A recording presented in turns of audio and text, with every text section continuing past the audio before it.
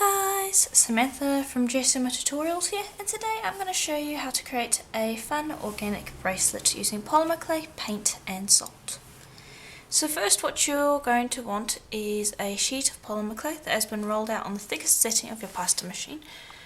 And now the trick with this sheet is that you want it to be the width that you want your bracelet to be. And the reason for that is because I don't want to actually be trimming off these sides. I want to keep this organic edge. You don't have to do that if you don't want to, but I do quite like the organic edge, and I want to utilise that in today's project. So that is something to just keep in mind. So first I'm going to bring over a piece of plain printing paper, and I'm going to flip this so that it is backside facing up. And then I'm just going to burnish that, just so that we get a nice smooth finish. Okay, and your bracelet can be any shape you want. It does not need to be this shape. This is just how I'm going to be going with it. Then take a sponge. You can use any texture you want, but I just want to kind of go with this nice organic sponge texture, and just texture the entirety of this piece of clay. Okay, and that will do. Now my sponge is fairly new and it does tend to drop these little bits on it.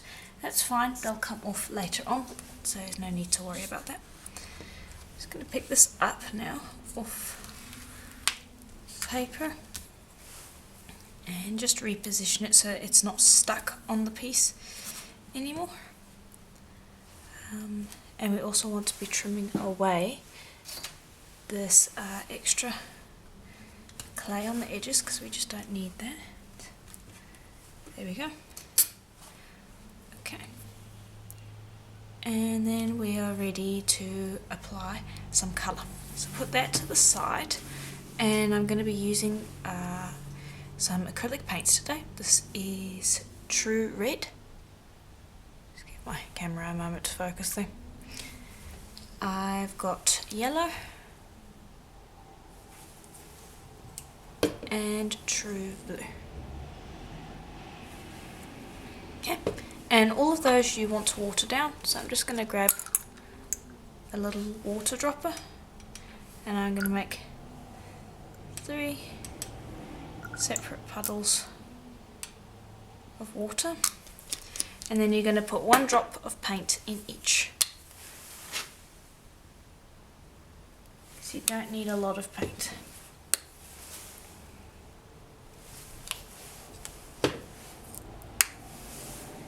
And you don't have to be particularly precise. 1 drop is roundabout enough. Then just grab, I will just use a wooden skewer. You can use a brush, but I prefer a wooden skewer because it doesn't soak up any of the paint and water. But you can use a brush to mix it. And just go and roughly mix all 3 of your colours. Okay, and then when you've done that, grab a just nice big fluffy brush, and I'm going to start with the darker colour, or the colour that I don't want to be too dominant, and I'm just going to brush it in streaks across the surface like so, making sure to work it into the crevices of the texture. And this is just the back of the piece. Now the reason I'm working on a piece of paper is so that any paint that spills over the sides gets soaked up and won't make much of a mess on the front side. Okay, clean off your brush, then move on to your next colour of choice, and that is going to be the blue. And I'm just going to paint that up next to each of the reds, like so. Then grab some yellow and repeat the process.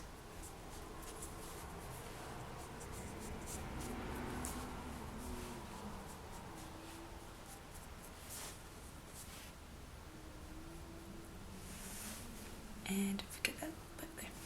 Okay, dry off your brush. And grab some water just off to the side here and wet your brush again, but just in the plain water, and just use that to just kind of mix the colours. Doesn't matter too much if your brush is completely clean and the colours are mixing together. That's something I like, it adds a little more interest. I don't want it to be a perfect rainbow or anything like that. Okay, and I quite like how that looks. Make sure to get along the edges as well, because you want those to have some colour on them as well. So just go with your brush and make sure to get that done. Then you want to let that dry completely before you move on to the next step. The next step is going to require 3 of your colours as well. So you're going to want to clean these ones up because they're going to dry by the time this is dried. But before we move on to the next step, make sure that you have 3 puddles ready to go once this is dried. Okay, and here it is once it has dried. So now I'm just going to take this and I'm going to flip it over. And this time, what we're going to do is basically the exact same, just without texture and with some salt. So take your brush like before, and we're going to be making streaks. So I'll start with the red like last time. You're basically just going to repeat the exact same process. Okay. And just pop down your streaks. The wetter it is, the better.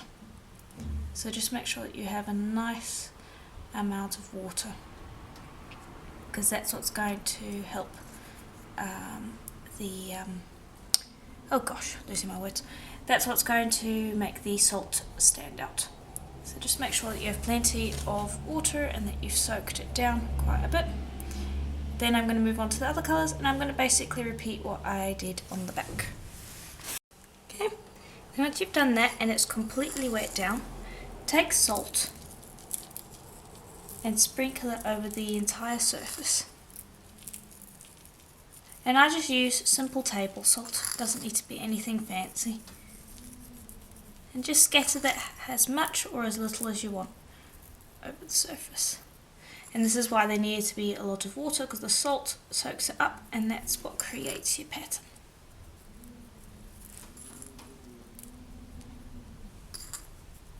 Just making sure to get everywhere. Okay, there you go. Then you want to leave that until it has completely dried. Okay, now that is mostly dry. So what I'm going to do now is I'm just going to go run that under a sink of water and wash off the salt. Don't scrub it or rub it in any way, you will remove the paint. Just rinse it down and let the water get rid of the salt. And this is what you should end up with once it is dried. Now this is what you get if you don't go and rub it. If you rub it while it is still wet and you're getting the salt off, it will both mark up the clay and it will smear the pattern. So be sure to just run it under water, don't smear it, very important. And you can see that's how the back looks.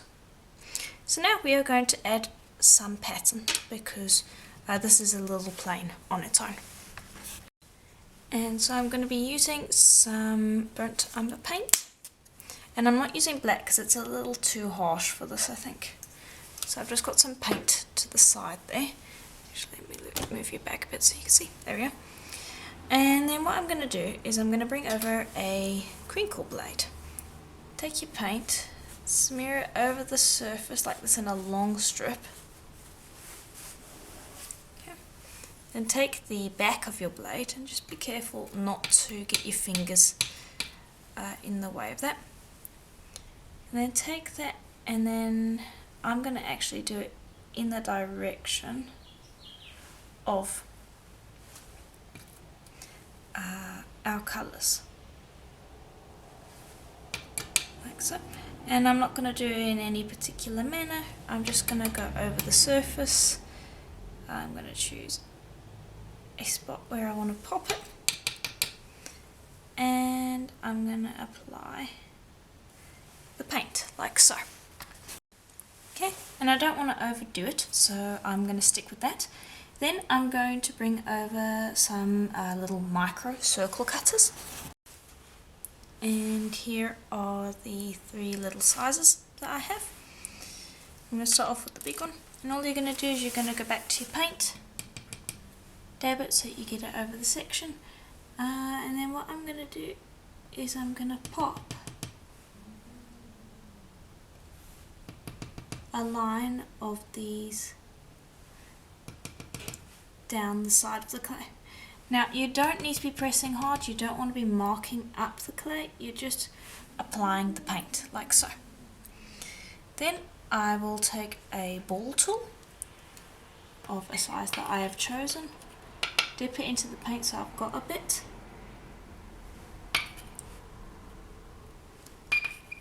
and apply it.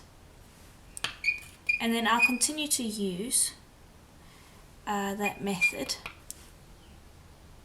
of adding colour to the piece until I'm happy with it. Okay, then I've also gone with some black paint because I do want a little bit of it, and I have just added some straight lines like so. I'm also going to go in with a ball tool of choice. I'm going to grab a bit of that, and I'm going to just add a little bit of black to our existing pattern, because I just want it to stand out a little more, because the brown, although I like it, it's a little too dull for my liking. So I'm just going to go in and I'm going to add a little bit more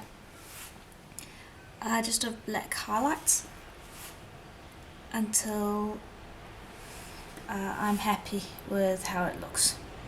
And you can choose to do that, you don't have to, you can use white as well if you want to, but because our background is already white, I thought that wouldn't stand out as nicely as the black, and I don't want to add too much black, I just want to add enough, so I might fuss around with it and see how much black I want to add. Okay, and there we go. So now just make sure that that's dry before you move on to this next step. Okay. And you can keep the back the way it is, or you can also do the same sort of thing that we've done up here, but I'm quite happy with the back as it is. And I'm going to take my bracelet blank, and we're just using this as a way to essentially mould our piece. We're not actually going to wrap it exactly. And I have a little tear over here that I just noticed, so I'm just going to use a ball tool to smooth that into place. But anyway, what we're going to do now is we're going to bring over that ripple blade that we had, that we used to create these sections. And what I'm going to do is I'm going to trim our clay, like so.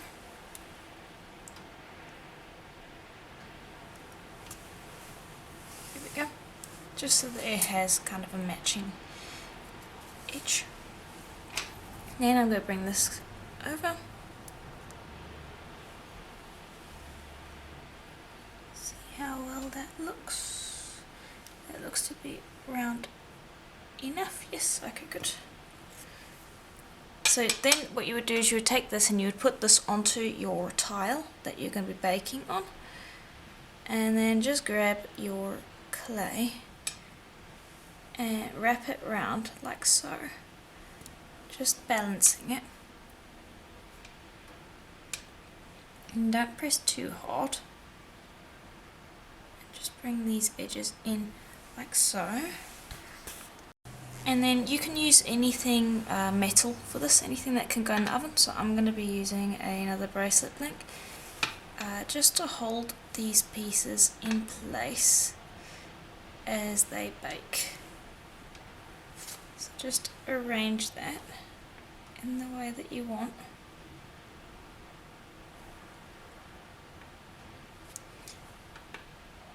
Like so. And then basically you would put that into the oven at basically in this position. You would actually want to just mold it while it's on the ceramic tile that you're going to be using in the oven, and you're going to bake that for a full hour at Primo's recommended temperature. And then when it comes out, we can move on to finishing off. here, it is out of the oven once it is cooled. So you can see there how that matches up nicely. It's now a nice round piece. However, the clay is not really thick enough for it to be sturdy enough without a clasp, because you can see here it's very flexible. So I'm going to be drilling a hole on each side so that we can insert a clasp. So let's see. So all I'm going to do is I'm going to hold it. I'm going to bring over a drill like so. I'm going to find the center point. Okay, that looks about right. And just drill through. And just go slowly. You don't want to be pressing too hard because your finger is there as a support and you don't want to hurt yourself. So just go nice and slowly. I can feel the drill coming through the other side, so I'm going to move my finger out the way and drill the rest of the way through. Nice and easy. Then you can pop that up against each other like so, and then drill the same spot on the other side. Okay, then we're going to use 2 jump rings and a clasp, and I'm going with copper to match the brown paint that we had that we've applied to the pattern. You can use any colour metal you want. And I'm just going to take that, apply my clasp, and then just loop it through and close, and then repeat on the other side. And there we go, nice and easy. So that's pretty much it. You can seal it if you want to, but because this was paint, we didn't actually use any ink or anything like that. We just used paint and then baked it. It should be on there pretty sturdy. You can see there, that's not coming off. But if you want to, you can seal it with any varnish of your choosing. But I want to really keep this nice matte finish because it matches nicely with the edges that we've created, and just in general I prefer the matte finish on this. So yeah, that is pretty much it for today's tutorial. If you enjoyed it, please do let me know in the comments below. If you'd like to share photos of the projects that you make using my tutorials, or just any projects that you make with polymer clay, please do consider joining my group Jessima Tutorials on Facebook. I'll try to provide a link. If I didn't, please just let me know in the comments below because I do tend to forget these things. But yeah, if you want to share some photos, I'd love to see them on the group. And if you like the video, please do let me know in the comments below, and I'll see you in the next one. Bye for now.